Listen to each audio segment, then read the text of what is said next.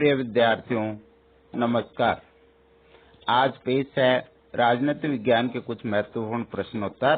पहला प्रश्न है, संसद का प्रमुख कार्य क्या है? संसद का प्रमुख कार्य कानून बनाना है। दूसरा प्रश्न है, संसद के कितने सदन हैं? विद्यार्थियों, संसद के 2 सदन हैं। पहला है लोकसभा और दूसरा है राज्यसभा। लोकसभा को निम्न सदन, अस्थायी सदन भी कहते हैं, जबकि जो दूसरा सदन है वो उच्च सदन, राज्यसभा और स्थायी सदन के नाम से जाना जाता है। तीसरा प्रश्न है, धन विधेयक किस सदन में प्रस्तुत किया जा सकता है? विद्यार्थियों, विधेयक 3 प्रकार के होते हैं। पहला साधारण विधेयक, दूसरा धन विधेयक और तीसरा संविधान संशोधन विधेयक। तो जो संशोधन विधेयक और साधारण विधेयक है वो चाहे लोकसभा हो चाहे राज्यसभा, किसी में भी प्रस्तुत किया जा सकता है, लेकिन जो धन विधेयक है वो सिर्फ और सिर्फ लोकसभा में ही पेश किया जाएगा, जो कि निम्न सदन के नाम से जाना जाता है। अस्थायी सदन भी से कहते हैं।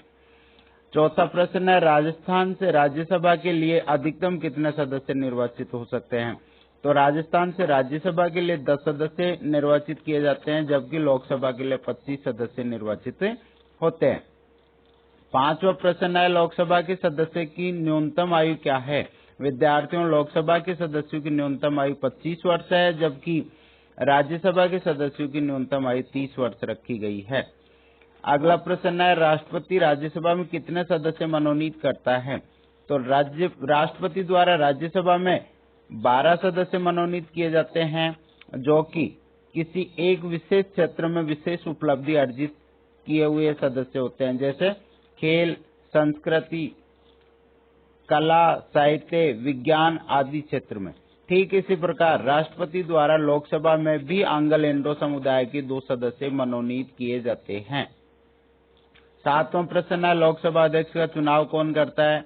तो लोकसभा के सदस्य अपने में से ही लोकसभा अध्यक्ष और उपाध्यक्ष का चुनाव करते हैं, जो कि लोकसभा के कार्यकाल 5 वर्ष तक निर्धारित होता है या समय से पूर्व जो भी स्थिति लागू होती है। लोकसभा यदि समय से पूर्व भंग होती है तो अध्यक्ष का कार्यकाल भी समाप्त हो जाता है। लोकसभा अध्यक्ष को स्पीकर के नाम से भी जाना जाता है। अगला क्वेश्चन है, उपराष्ट्रपति किस सदन का पदेन सभापति होता है?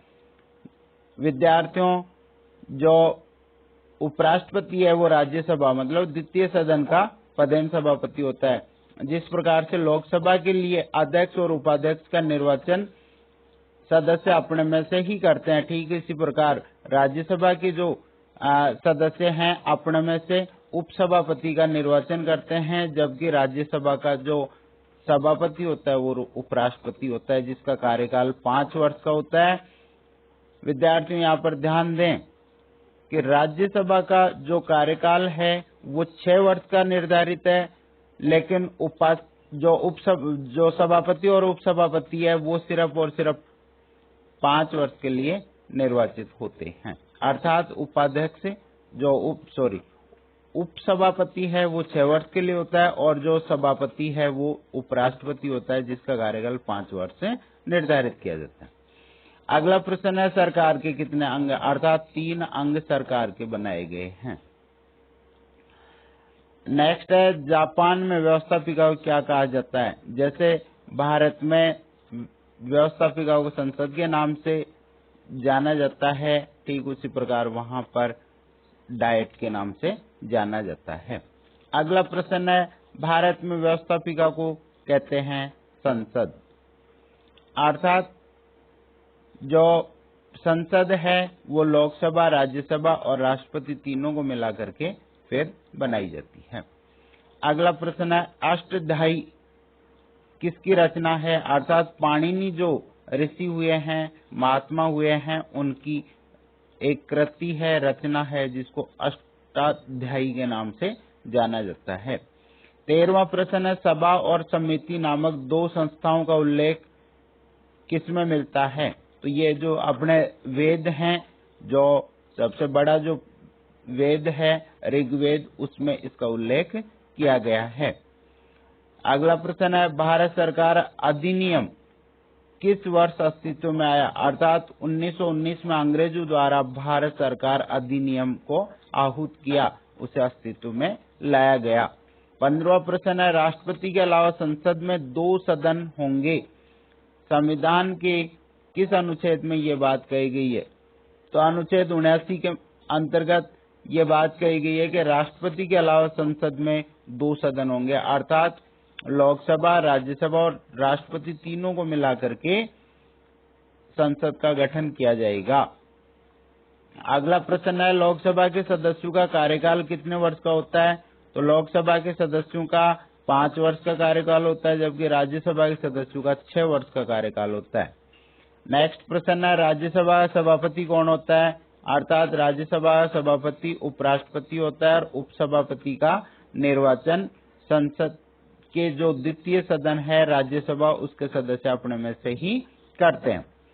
अगला प्रश्न है, लोकसभा में कार्रवाई का संचालन कौन करता है? अर्थात लोकसभा अध्यक्ष, जिसको स्पीकर के नाम से जाना जाता है, कार्रवाई का संचालन करता है। इसके सहयोग के लिए एक उपाध्यक्ष का निर्वाचन भी किया जाता है।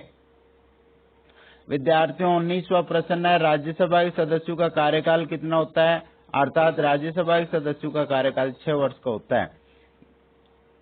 नेक्स्ट है, संसद के सदस्य को क्या कहा जाता है? अर्थात संसद का सदस्य, चाहे वो लोकसभा का हो चाहे राज्यसभा का सदस्य हो, सांसद मतलब एमपी के नाम से, एमपी की फुल फॉर्म है मेंबर ऑफ पार्लियामेंट के नाम से जाना जाता है, जो कि राजस्थान से लोकसभा के सदस्यों का 25 का और राज्यसभा के सदस्यों का 10 का निर्वाचन होता है।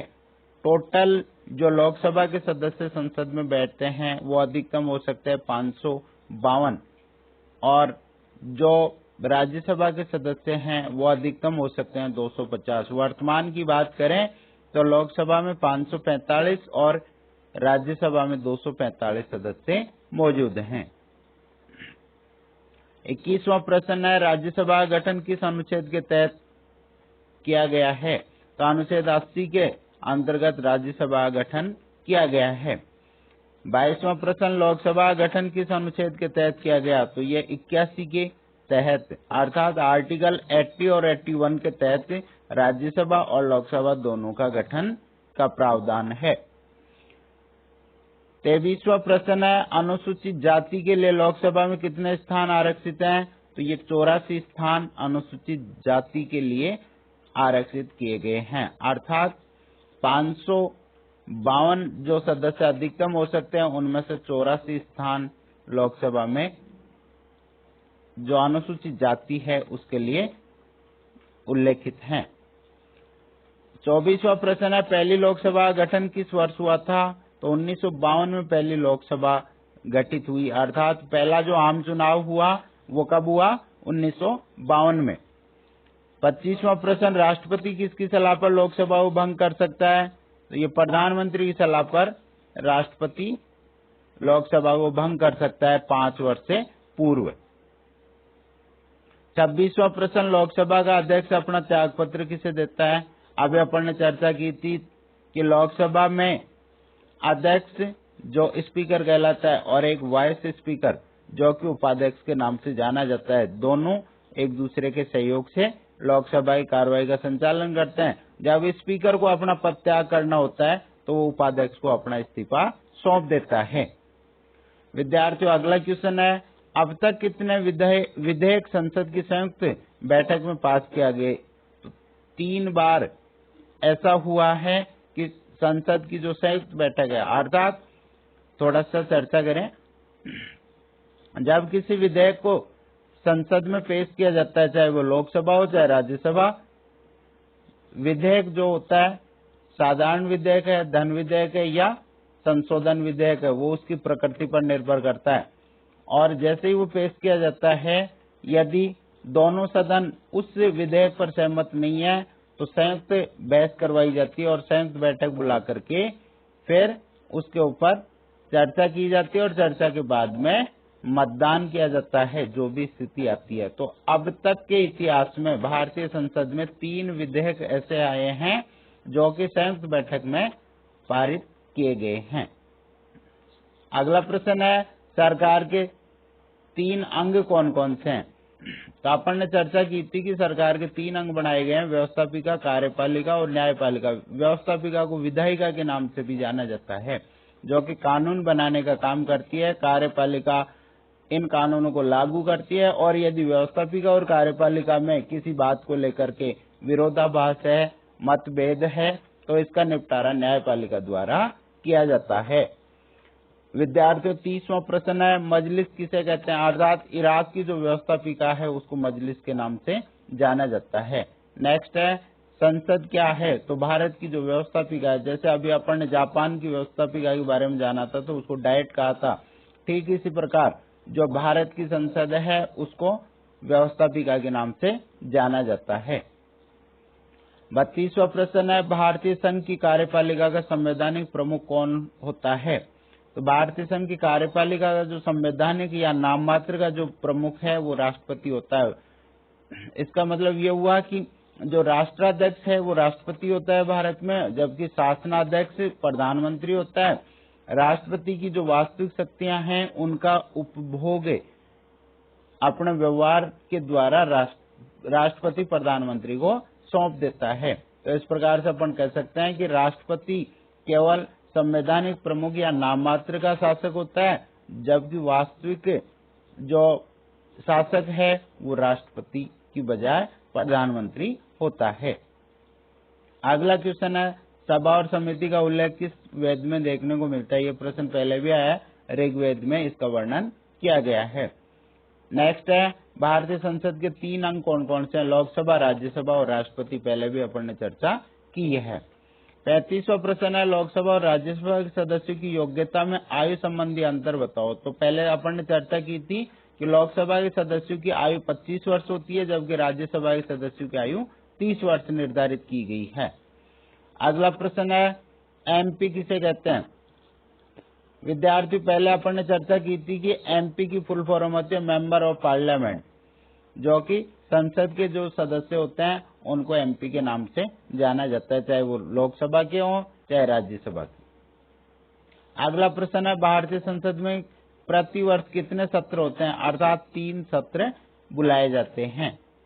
एक होता है शीतकालीन, एक मानसून सत्र और एक होता है बजट सत्र।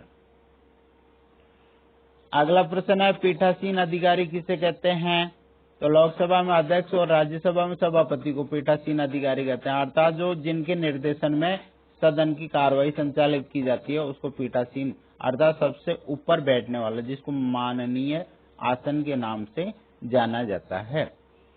39वां प्रश्न है, सत्रावसान करने का अधिकार किसे प्राप्त है? अर्थात सत्र का अवसान और आहूत करना दोनों की जिम्मेदारी दी गई है राष्ट्रपति को। राष्ट्रपति के आदेश से प्रधानमंत्री सत्र आहूत करता है और सत्र का अवसान करता है। जब आहूत किया जाता है तो राष्ट्रपति द्वारा सदन को संबोधित किया जाता है। और 40वां प्रश्न है, राज्यसभा में कार्रवाई का संचालन करने के लिए कितने सदस्य होने चाहिए? तो कम से कम 25 सदस्य, मतलब 1/10 सदस्यों का उपस्थित होना अति आवश्यक है। और यदि लोकसभा में कार्रवाई का संचालन करना हो तो मिनिमम जो कोरम जिसको बोलते हो गणपूर्ति, वहां पर भी 1/25 अर्थात कम से कम 55 सदस्यों का वहां पर होना अति आवश्यक है। और यहाँ की बात करें तो यहाँ 250 में से 10वां हिस्सा मतलब 25 सदस्यों का होना अति आवश्यक है। विद्यार्थियों, ये थे आज के कुछ महत्वपूर्ण प्रश्न जो कि राजनीति विज्ञान से संबंधित हैं, आपके प्रतियोगी परीक्षाओं से संबंधित हैं। आप इनको ज्यादा से ज्यादा पढ़ें, गौर करें और चैनल को सब्सक्राइब करें। अगले वीडियो में अपन लेके आएंगे इससे भी आगे के और ज्यादा महत्वपूर्ण प्रश्नोत्तर। तब तक आप इनको पढ़ते रहिए, सुनते रहिए, देखते रहिए और आगे से आगे शेयर करते रहिए। धन्यवाद।